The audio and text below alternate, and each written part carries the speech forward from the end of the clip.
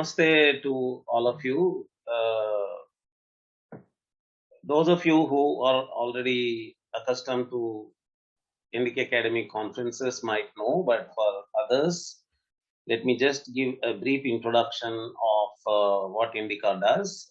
Sri Harikaran Vadlamani Garu, the founder of Indic Academy, defines the activities of Indic Academy in 3 P's: preservation, protection, and promotion.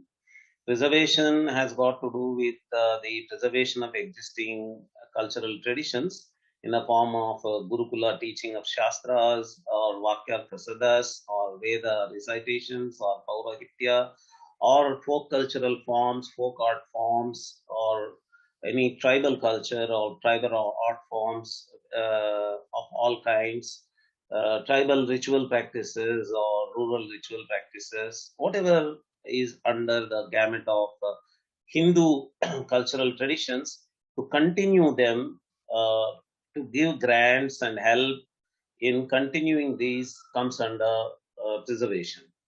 Another activity is protection. Under protection, what Indic Academy does is it counters the activities of attacks and distortions and misrepresentations of Indic culture, Hindu culture, in various forms, particularly in the form of research articles and other misrepresentations in the form of conference papers by either anti-Hindu, anti-Indic scholars,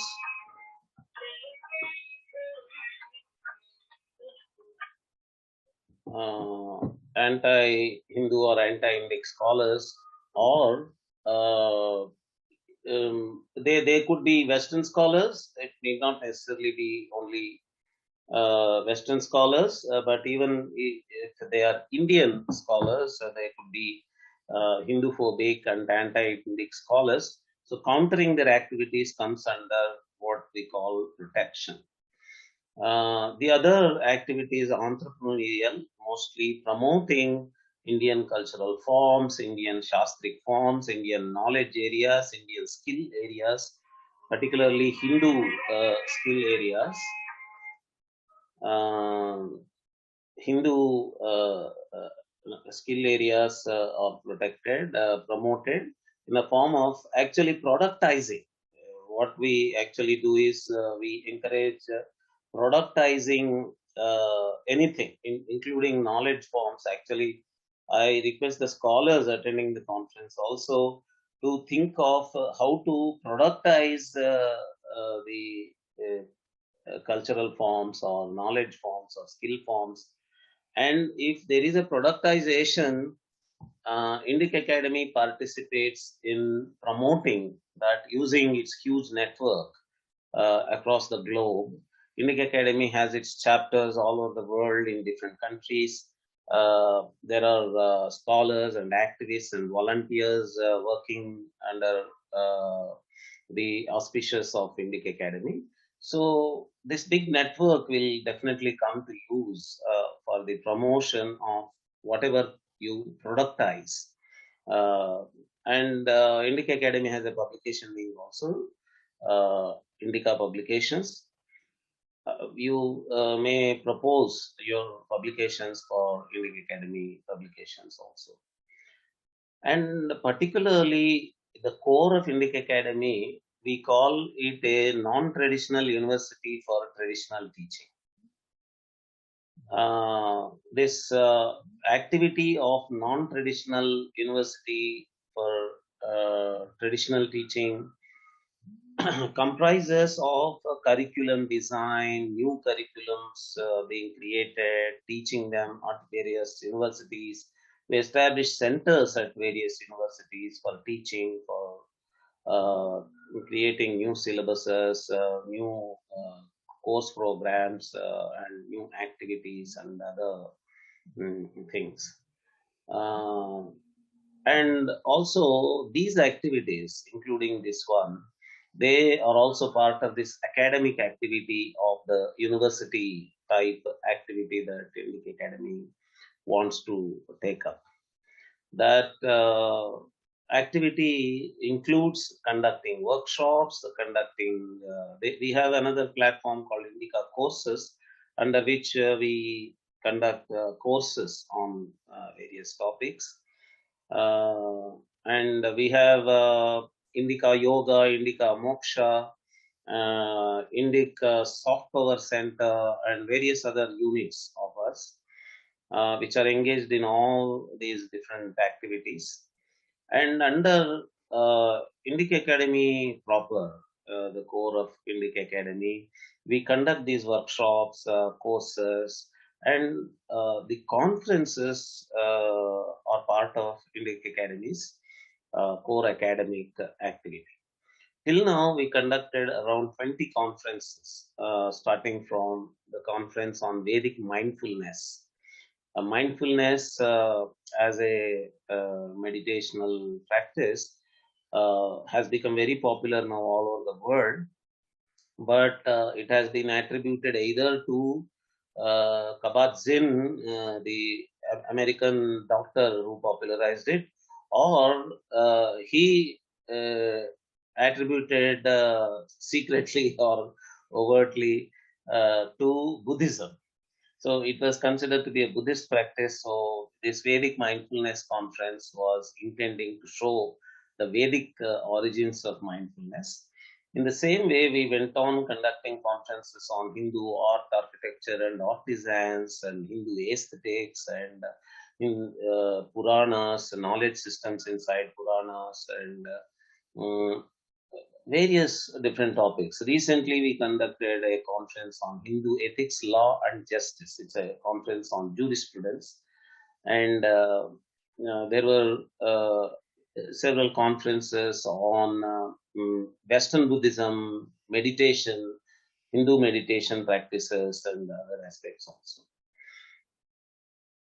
In the conference format is that we announce the conference. Scholars who want to present the papers, they send their abstracts, and the committee, review committee, selects some of these abstracts, and those who are selected come and present their papers. And usually inside the conference also there is an invited list of guest speakers established in the field, well known for their activity. So the, conferences have a combination of invited, accomplished guest speakers and the selected scholars who want to present their papers. But Symposium, this is a new format. All the conference ideas, topics, selection of topics, titling the conference, every idea comes from the incessantly creative brain of our founder, Sri Harikiran Vadlamani Garu only. So he recently got this idea that why not we conduct programs where all the speakers are only invited speakers, no announcement for abstract submission and selection of the submitted abstracts and all that. He wanted to call this kind of a program as a symposium. So this is that idea, and this is the first symposium that Indic Academy is conducting. We have a huge list of topics for the symposium stream in the pipeline. The immediate next to this is going to be on the Devadasi system, to counter the misrepresentation of the Devadasi system and the dancers in that system. So before that, the first topic chosen was this Jaati Puranas topic. Jaati Puranas is the word that we had to coin. Otherwise,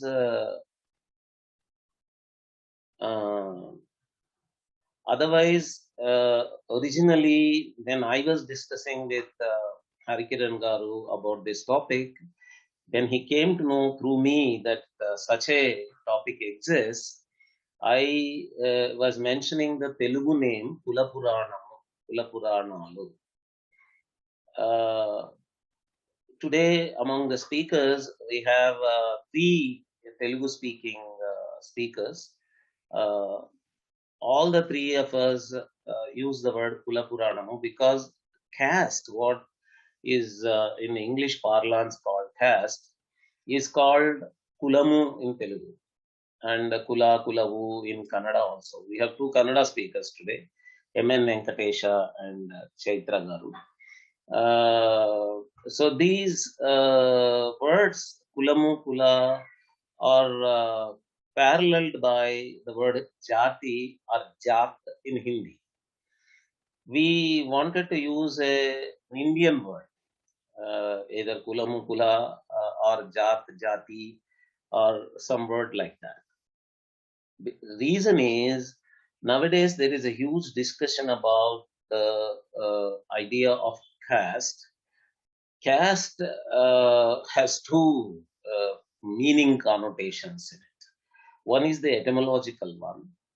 Etymologically, the word, because it comes from a Portuguese word casta, and in the Portuguese casta, you have already discrimination or hierarchy or status hierarchy involved inside the word itself, etymologically itself. So the now, for example, Professor S.N. Balagangadhar of Belgian University, he is arguing that caste is an import from the colonial rule. During the colonial rule, caste has come into India through colonial rule. When he says this, people are thinking that what is being called as caste in, say, for example, in the caste certificate of a government program, or when people discuss politics in general, or when people generally discuss Indian culture and all that, those castes were introduced by the British. But I don't think Professor S.N. Balagangadhara would make such a mistake as to say that a caste like, say, Kummari in Telugu for potters, so that Kummari caste was introduced by the British, or there is a caste called Vadrangi, which is a carpenter community, or you have Besta, which is a community of fishermen, uh, and all that. He probably would not commit the mistake of saying that these communities were introduced by the British. So, if you want to use a word for these communities, what is the word you have? The word in English that people understand is caste only.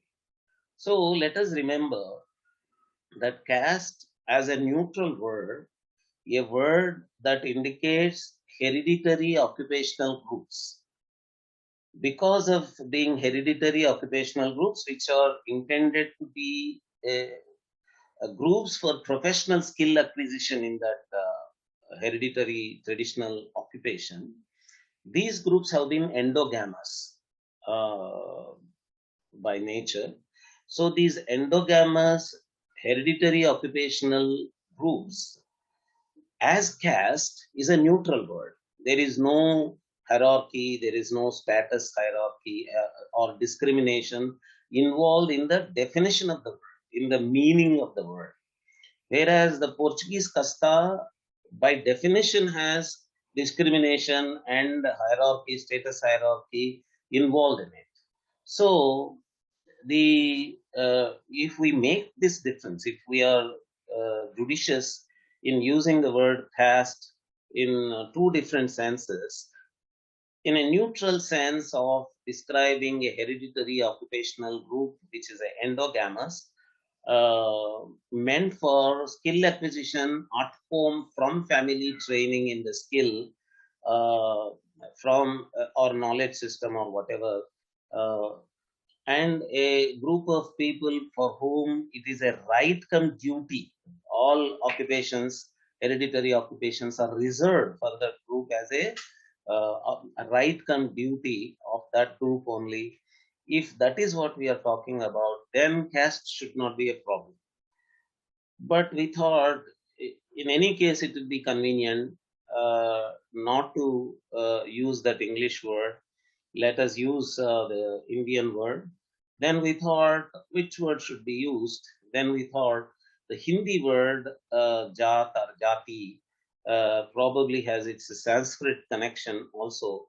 So probably could be communicative to pan-Indian audience, pan-Indian readers and analysts. So we use the word Jat or Jati. So this is the background of why we use the word Jat or Jati. And because these narratives that we are going to talk about, let me make it clear in the very beginning itself. These are folk literary forms. These come under folklore. These narratives that we are going to discuss today, they form part of folklore or folk literature of various regions of India. And uh, these are not just folk literary forms, they form part of folk performing arts also. They form the narrative texts of these folk performing arts. And these folk performing arts, again, what is interesting is that the folk performing arts all across India are again form part of caste system or Jat or Jati system, which means that each of the folk or performing art form is a hereditary occupation of a particular community or a particular group. And this these folk performing arts is a very rich repertoire of folk performing arts that we have across India. Eh, hundreds, if not thousands, of these forms exist. Harikiran Vadlamani Garu, our founder, repeatedly brings this question of patronization. Who is patronizing, who has been patronizing these folk performing arts or folk narrative forms or narratives, folk narratives, and these things. And I keep telling him, and it's a fact, that the patronizing of any occupation, hereditary occupation, was part of a Jajmani system inside the village. Village patronized its activities all by itself, uh, and the patronizing can be classified into two kinds. If the folk performing art has a general audience, not a caste specific or a jati specific, jat specific audience, then the entire village is the audience and also the patronizing. But in the case of Jati Puranas, which are form part of folklore, folk culture, folk performing arts, and folk literary forms, the patronizing comes from the Jati or Jat to which the Jati Purana belongs. So the patronizing happens from the Jati of which this Purana is an origin narrative. And the folk performing group of a folk performing art group is a subjati, upajati of this main jati of which the story is inside the Jati Purana. So the patronizing also happens that way. Another very important aspect of this Jati Purana performing art groups is that all these groups are considered to be priestly community. And this is another very important information that generally that misses the attention of people. We think of Brahmins as the only priestly group in the Hindu society. But if you look at these Jati Purana narrating folk performing art groups, all these caste groups, all these Upajati groups are priestly community that perform priestly activities for the respective Jat or Jati. They perform their worshipping rituals, their deity marriages, kalyanam of the deities, and they perform, for example, in the Mailar Linga community, the impurity removing rituals and many other such rituals. They are their priestly community. So the idea that this folk performing art community is it is depending for patronage from the Jaati, the main Jaati, uh, gives an impression that in status these are at the bottom, but it is not. It is just the opposite. The priestly community which performs the Jati Purana is respected by the Jati, and they consider this to be their duty, religious duty, to worship this priestly community. So, this priestly community which performs the narrative art forms narrating the Jati Puranas is a highly respected community across India, across all the Jatis of which we are talking about the Jati Puranas here. So this is a very interesting topic, which generally misses the attention of people. So here we have so much scope. We can talk about patronage, from where the patronage of folk art forms in India has been coming from millennia. One kind of patronage is this kind of patronage, caste-specific patronage, and what is happening to these art forms if they are dwindling, why they are dwindling, is patronage coming down? If patronage is coming down, why is the patronage coming down? Is it dependent on the hereditary occupations actually losing their patronage? They're themselves losing patronage under the onslaught of modernity and technology. So, what is happening to them today? All these are very interesting topics. And today we have an august panel of highly accomplished scholars in the field.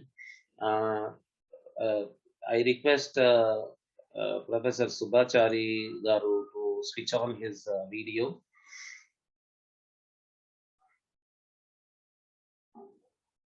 Professor Subhachari Garu, can you please switch on your video, please? Okay, I think you are able to see his name here, Professor Subhachari. Yeah, I'm trying to open the start video.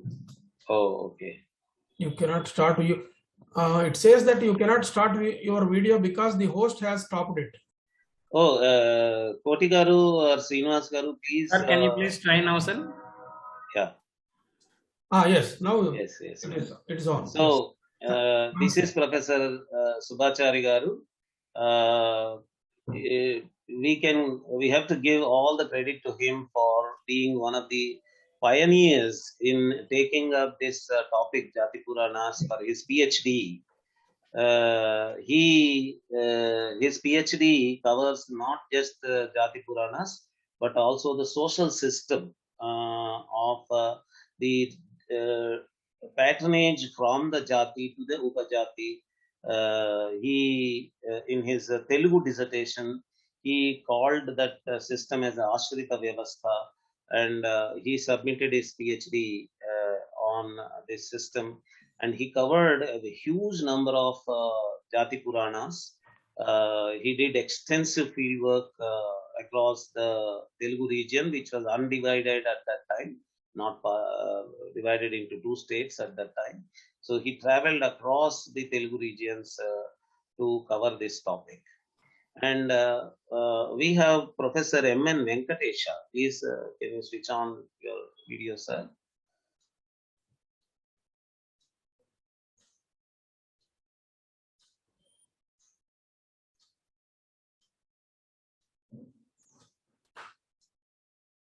Professor Subhachari, his PhD is on Jati Puranas, but he has worked on multiple folklore topics, and he worked as the dean and registrar and in many positions in Dravidian University, Kuppam. And Professor M.N. Venkatesha is currently continuing in Dravidian University, Kuppam, as the dean of folk and tribal law. And Professor Subhachari was my colleague when I was in University of Hyderabad. We were working together, and Professor M.N. Venkatesha was also my batch person when we were all getting trained in folkloristics. I saw him as a very young person, and after several decades, I am able to see him now as an old man. Actually, probably even I look old now.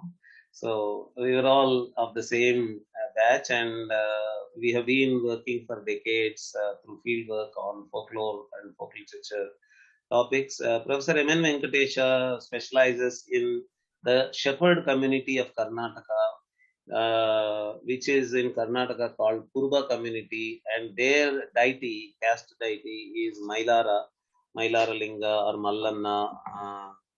And he has many other topics to his credit. He was working along with Professor Peter Claus of California, Berkeley, on Kadugolla community, and he has many other very interesting contributions to folk literature and folklore. And we have another very senior person, Sri Sumanaspati Reddy Garu. Can you please switch on your video, sir? He comes from All India Radio, the broadcasting organization of India. He has got a long experience there as a producer, but very rarely do we see among the All India Radio staff persons like Sri Samanaspati Reddy Garu who are interested in cultural aspects. With my close association with All India Radio staff, producers, and other staff of All India Radio, I know very few are like Sri Sumanaspati Reddy Garu, interested in ethnography, in ethnographic filmmaking, ethnographic documentary making, and photography of ethnography and all that. Recently, before his retirement, he was posted at Adilabad radio station. People thought that it is a small station. What can he do at Adilabad radio station? But that became the biggest turning point in his research work. He used that opportunity of getting posted to a tribal area, tribal rich area, Adilabad, to cover whatever dreams he had to work on the tribal culture of Gonds and Rajgons and all that. Now he acquired all the command he wanted on the Gond and Rajgond community and the folk culture of that area, folk cultural forms. Today he is going to talk about the Rajgond origin mythology, how we can compare that to Jaati Puranas, that topic. And we have Sri M.S. Chaitra. I was mentioning Professor S.N. Balagangadhara. He is inspired by him. Currently, he is working at Chanakya University. He is a very rare Indic scholar of Karnataka who has been working on folk cultural topics from a highly Indic perspective. And Hale Kalyanji, can you switch on your video, please? He is youngest of all of us. I am very proud of Kalyanji. Uh, Kalyanji is actually a corporate employee, and today in Indic circles we have this new breed of scholars who work for corporate companies and corporate jobs, but doing excellent, remarkable work in Indic cultural research or Shastra research or Sanskrit research or whatever. Kalyan ji comes from that kind of breed of new breed that is coming up with a combined background of corporate software and other activities and the cultural research. Actually, these are superior to us because we have been working in the cultural area as our single-minded activity without any corporate background or any such thing. These people are able to manage both the boats very successfully. So, Kalyanji is going to speak on the Jati Purana system, how it sacralizes the work. Thank you, Kalyanji. Now, let us move on to the actual talks by various distinguished scholars.